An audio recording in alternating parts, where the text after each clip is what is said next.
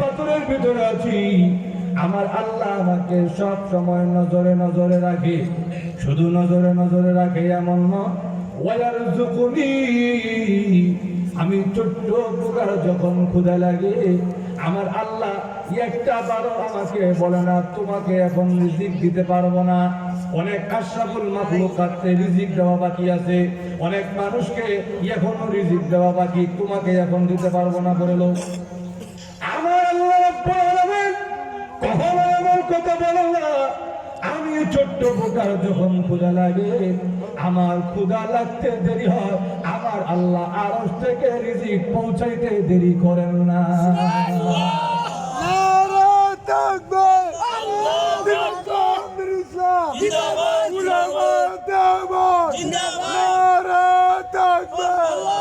শুধু তাই নয়, ওয়ালা ইয়ানসানি, আমার আল্লাহ একটা মুহূর্তের জন্য আমি ছোট্ট একটা পোকার কথা বলেন না। সুবহানাল্লাহ। মুসা আলাইহিস সালাম আল্লাহর কাছে যে আবদার করতেন আল্লাহ পূরণ করতেন, কিন্তু একবার মুসা আলাইহিস সালাম আল্লাহরে বললেন, আল্লাহ দেখতে বড় মন চায়।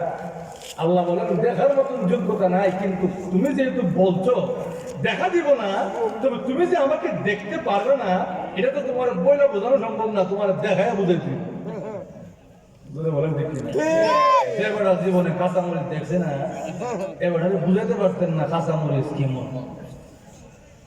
ঘুমাই গেছেন না বেড়া যদি না বুঝে শেষ পেশ বেড়াবে খাওয়াই বুঝাই দিব কাঁচামরিচের জাল আসলে যেমন হয়। তোমার পয়লা বোঝানো সম্ভব না, যেহেতু আমার দেখতে তোমার এত জিদ এত মন চায়, আসো পাহাড়ে আসো, তোমার আমি আল্লাহ আমার একটু নূরের তাজাল্লি দেখায় দিই, দেখো সহ্য করতে পারো নি। গেছে মুসা আলাইহিস সালাম আল্লাহ নূর দেখবে। কোরআন শরীফে আল্লাহ আনছেন ফালাম্মা তাজাল্লা রাব্বুহু লিল জাবাল, আল্লাহ যখন পাহাড়ে নূরের তাজাল্লি দিলেন ফাখাররা মুসা সাইকা, মুসা আলাইহিস সালাম একটা চিৎকার দিয়ে সঙ্গে সঙ্গে বেহুশ হয়ে গেছেন। সুবহানাল্লাহ। তাহলে আল্লাহ রাব্বুল আলামিনকে এই পৃথিবীতে দেখার মতন যোগ্যতা আমাদের আরো জোরে বলেন। এই জন্য আল্লাহ বলেন আমি তো ডাইরেক্ট নামবো না, কুনতু কানজান মাখফিয়া, আমি আল্লাহ আমাকে লুকায় রাখছি, সরাসরি ডাইরেক্ট দেখা দিব না এখন, তবে একদিন আমার বান্দারা আমি আল্লাহকে সরাসরি দেখতে পাবে। সুবহানাল্লাহ। লক্ষ্য করে দেখে এখন দুনিয়াতে আল্লাহর কাজ চালানোর জন্য লোক দরকার আছে না? আছে। কারা হবে? আল্লাহ বলেন আমি আল্লাহ পৃথিবীতে আমার খলিফা, আমার কাজটা চালায় যাওয়ার জন্য আমি আল্লাহ মানুষ সৃষ্টি করলাম। লক্ষ্য করে দেখে মানুষ আল্লাহর খলিফা, আল্লাহ মানুষকে খলিফার দায়িত্ব দিয়েছেন। এখন পদ যেমন বড় কাজও কিন্তু বড়। ঠিক। এক লোকের মসজিদের সভাপতি বানাইছে, বেড়ারে বছরে একদিনও দেখা যায় মানে যেহেতু বেড়ারে এত বড় পদ না দেওনি বলা যায়। ধরে বলেন দেখছেন যার পদ যেমন বড় তাকে কাজ করতে হয় এমন বেশি। তাই না? আমরা যেহেতু খলিফা আমাদের পদটাও বড়, আমাদের কাজটাও বড়। আমাদের কাজ কি? আল্লাহর খলিফার কাজ কি মুখস্থ রাখতে হবে। আল্লাহর খলিফার দুইটা কাজ। এক নম্বর কাজ হলো, লক্ষ্য করে দেখেন আল্লাহর খলিফা যিনি হবেন তার এক নম্বর কাজ হলো একটা কাজ করতে হবে, আরেকটা কাজ ছাড়তে হবে। এক নম্বর কাজের ভিতরে বাদ দুইটা, একটা কাজ করতে হবে, আরেকটা কাজ ছাড়তে হবে। আল্লাহ নিজে কোরআনে বলছেন দায়িত্ব দুইটা, ওয়াবুদুল্লাহ ওয়ালা তুশরিকু বিহি শাইআ। আল্লাহর খলিফার এক নম্বর কাজের মধ্যে দুইটা ভাগ, করতে হবে ছাড়তে হবে। করতে হবে কি? করতে হবে আল্লাহর ইবাদত, আর ছাড়তে হবে আল্লাহর সঙ্গে শিরিক। ঠিক ধরে বলেন। যে লোকটা বলবে আমি আল্লাহর ইবাদত করি, যে লোকটা বলবে আ'বুদুল্লাহ আমি আল্লাহর ইবাদত করি, তাকে আলাদা করে নামাজ পড়বো এটা বলতে হবে না, তাকে আলাদা করে রোজা রাখবো এটা বলতে হবে না, তাকে আলাদা করে যাকাত দিব এটা বলতে হবে না। তার পুরা জিন্দেগিটা আল্লাহর ইবাদতের মধ্যে ঢুকায় দেওয়া আছে। সুবহানাল্লাহ। বলেন ঠিক না? এক লোক বিয়ে করছে, বিয়ে করার পরে লোকটা ছিল কিছু কৃপণ টাইপের, কৃপণ বুঝেন না কিপটা কবির এ যখন বিয়া করে বউ রয়েছে বউ কয় আপনারা বিয়ার বাজারের মধ্যে একটা শাড়ি আনছেন জর্জেটের শাড়ি পড়তে শরীরের মধ্যে কোনো আরাম নাই শরীর গায়ে কালকে বাজারে গিয়ে আমার জন্য সুতি শাড়ি আনতে হবে সে ওইটা হয় আনতে পারছি না এখনো ঠিকঠাক মতো এখনই চাওয়া চাবি আরম্ভ হয়ে গেছি সে হয় আমি তো তোমার কবুল বুঝি কিন্তু সুতি শাড়ি কিনা দিব এ কথা তো একবারও বুঝি না বলেন দেখতে আবার একদিন বলেছে আপনাদের এখানে গোসল করার সিস্টেম ভালো না পুকুরে ঘাটলায় গিয়ে গোসল করতে হয় আমি ঘাটলায় গোসল করতে পারবো না আমার জন্য আলাদা পানির সাপ্লাই ব্যবস্থা করে দেন টিউবওয়েলের ব্যবস্থা করে দেন এইটা হয় কবুল বুঝি টিউবওয়েলের কথা তো বুঝি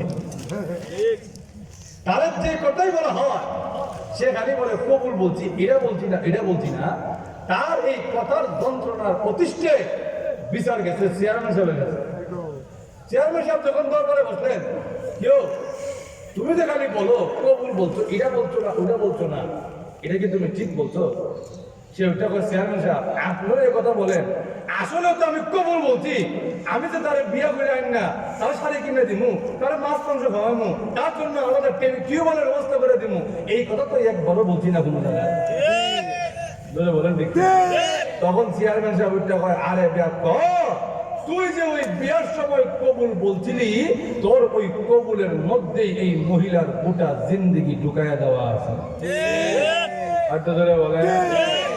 ঠিক তেমনি ভাবে যেই লোকটা আল্লাহর ইবাদত করে এই কথা দাবি করবে সেই লোকটা অন্য কোনো খারাপ কাজ করতে পারবে না আরো ধরে বলে আমি আল্লাহর ইবাদত করি এতটুক বললেই আমার গোটা জিন্দেগি আল্লাহর রঙে রঙিন করতে হবে এটা আবশ্যক হয়ে যায় আচ্ছা ধরে বলেন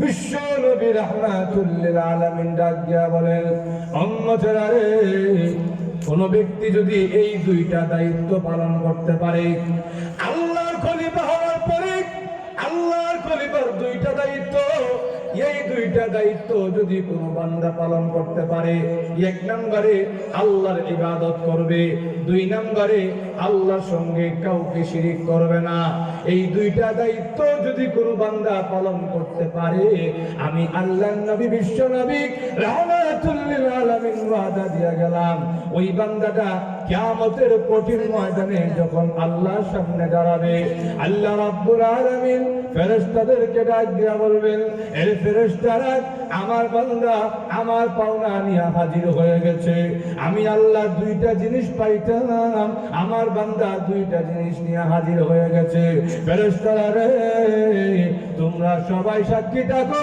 আমি আল্লাহ আমার পাওনা যখন বুঝিয়ে দিয়েছে আমি আল্লাহ এখন জানাদার হয়ে গেলাম আমার বান্দা এখন পাওনাদার হয়ে গেল আমি আমার পাওনা যেমন বুঝে নিয়েছি আমি আল্লাহ আমার বান্দার পাওনাও বুঝাইয়া দিব এই মুহূর্তে তাকে জান্নাতের সার্টিফিকেট দিয়ে দাও আল্লাহর ইবাদত আর আল্লাহর সঙ্গে শিরিক না করা এই দুইটা বিষয় নিয়ে যে আল্লাহর সামনে হাজির হতে পারবে আল্লাহ হয়ে যাবে দেনাদার আমরা হয়ে যাব পাওনাদার আল্লাহ রাসূল বলেন আল্লাহ কিসের দেনাদার তোমরা কিসের পাওনাদার এই দুইটা জিনিস নিয়ে আল্লাহর সামনে পেশ করতে পারলে তুমি জান্নাতের পাওনাদার হয়ে যাবে সুবহানাল্লাহ আর তো জোরে বল না সুবহানাল্লাহ লক্ষ্য করে দেখে এই দুইটা জিনিস শুনতে যত সহজ দেখা যায় আসলে কিন্তু পালন করা এত সহজ না ঠিক একটু জোরে বলেন ঠিক আল্লাহর ইবাদত যে ব্যক্তি করবে ওই ব্যক্তি সুদ খাইতে পারবে না ঘুষ খাইতে পারবে না নারীর দিকে কুদৃষ্টি দেখাইতে পারবে না বড় বড় পুতুল খেতে পারবে না চাঁদাবাজি করতে পারবে না টেন্ডারবাজি করতে পারবে না আকাম কুকাম করতে পারবে না আরো লক্ষ্য করে আল্লাহ দ্বিতীয় জায়গায় গিয়ে বলেন ওয়ালা তুশরিকু বিহি শাইআ আল্লাহর সঙ্গে শিরিকও করতে পারবে না এখন আপনারা বলবেন হুজুর দুই নাম্বার বিষয়টা সহজই আল্লাহর সঙ্গে শিরিক করা লাগবে না আমরা তো আল্লাহর সঙ্গে শিরিক করি না কিন্তু আসলে হিসাব করে গিয়ে দেখবেন আমরা বড় শিরিক না করলেও অনেক ছোট ছোট শিরিক করি আমরা খবরও থাকে না একটু জোরে বলেন। কেমনে লক্ষ্য করে দেখে, যদি কোনো ব্যক্তির সন্তানাদি না হয় তাইলে বোঝা যায় আসল ইমানটা কতটুকু মজবুত। দেখা যায় ছেলে নাই, মেয়ে নাই, জায়গায় জায়গায় ঘুরে, কবিরাজের কাছে গিয়া ঘুরে, এখানে যায় ওখানে যায়, তখন দেখা যায় একজন গিয়া বলে তোমার তো সন্তানাদি হয় না, তো তোমারে আমি একটা ওষুধ দিই। বলে কি ওষুধ? অমুক মাজারে গিয়া লাল সুতা বাঁধো, তোমার বাচ্চাটা চলব।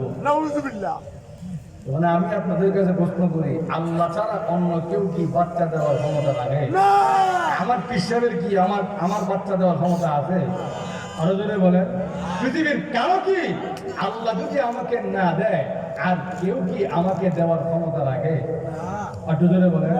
এই বিশ্বাসটা যে আপনি রাখলেন যে অমুক জায়গায় গিয়া লাল সুতা বাঁধলে, অমুকের কাছে গিয়া বললে আমাকে বাচ্চা দিবে, এই বিশ্বাস আপনি রাখলে আপনার শিরিক হবে, এটা সত্য। একটু জোরে বলেন। সন্তানাদি যদি আমার না হয় চাবো কার কাছে? আরো জোরে বলেন।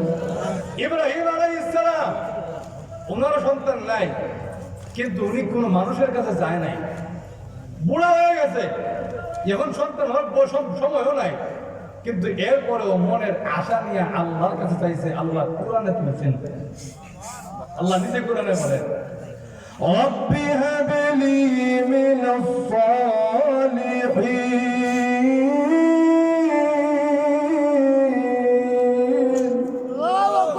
ইব্রাহিম আলাইহিস সালাম আল্লাহর কাছে দোয়া করছেন, আল্লাহ আমাকে একটা নেককার সন্তান দান করেন।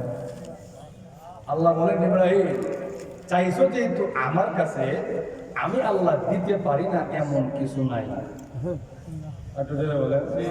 তুমি যেহেতু আমার কাছে চাইছো, তোমার জাতিকে শিখাই গেছো চাইতে হবে আল্লাহর কাছে, সুতরাং আমিও তোমাকে একটা নেককার সুসংবাদ, নেককার সহনশীল পুত্র সন্তানের সুসংবাদ দিলাম। জাকারিয়া আলাইহিস সালাম বুড়া হয়ে গেছে, হাড্ডি দুর্বল হয়ে গেছে, চুলগুলো সাদা হয়ে গেছে, ওনারও সন্তান নাই, কোন সন্তান হওয়ার আশাও নাই, বয়স নাই। কিন্তু একদিন গেছে জাকারিয়া আলাইহিস সালাম, একদিন মারিয়াম আলাইহিস সালামের রুমে গেছে, গিয়ে দেখে ওয়াজাদা ইনদাহা রিজকা। মারিয়াম আলাইহিস সালামের রুমে গিয়ে দেখে বেমৌসুমি ফলে ভরা। সুবহানাল্লাহ। আর একটু আসতে বলেন সুবহানাল্লাহ। এ মৌসুমে যেই ফল হওয়ার কথা না, এমন বেমৌসুমি ফলে ভরা। উনি জিজ্ঞেস করলেন, হে মারিয়াম আন্না লাকি হাদা, আই মিন আইনা লাকি হাদা, এই ফল তোমার কাছে কেমনে এলো, কে তোমারে দিল?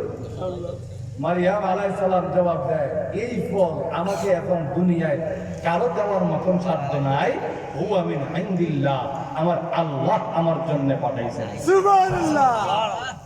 জাকারিয়া আলাইহিস সালাম এই দৃশ্য দেখার পরে ওই জায়গায় দুইটা হাত তুলে দিয়েছে, ও প্রভু আপনি যেই আল্লাহ মারিয়ামকে বেমৌসুমি ফল দিতে পারেন, আপনি সেই আল্লাহ চাইলে তো আমি জাকারিয়াকেও একটা বেমৌসুমে বাচ্চা দান করতে পারেন। প্রভু গো, আমারও তো এখন বাচ্চা দেওয়ার